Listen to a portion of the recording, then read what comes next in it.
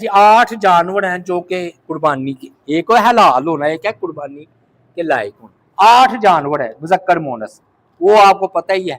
ऊंट मुजक्कर मोनस 2 हो गए, गायें मुजक्कर मोनस 4 हो गए, बकरा बकरी मुजक्कर मोनस 6 हो गए, और ये भेड़ दुम्बा मुजक्कर मोनस 8। इन्हीं पर रहना चाहिए। अब भाई ये हलाल होना और है, कुर्बानी के लिए ये इस पर इजमा है कि ये लगते हैं 8 जानवर, इसी पर रहना चाहिए।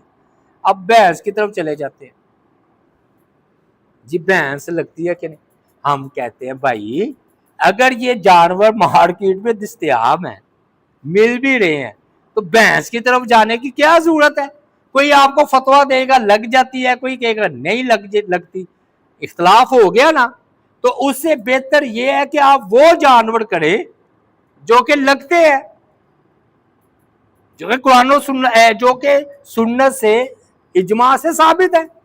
भैंस तो मशकूक है, हाँ जहां नहीं मिलती होगी ये जानवर या नहीं जानवर मिल रहे और उधर भैंस ही चलती है, तो हम भी फतवा दे देंगे भाई कर लो, लेकिन है तो मशकूक चीज ना।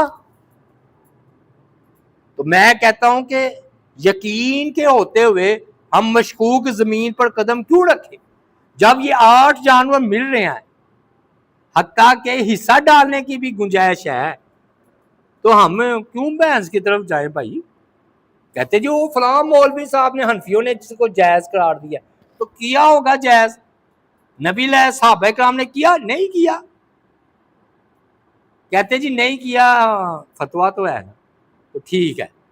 ये 8 जानवर नहीं मिलते तो कर लो भैंस, मैं भी हम भी फतवा दे देंगे कर लो।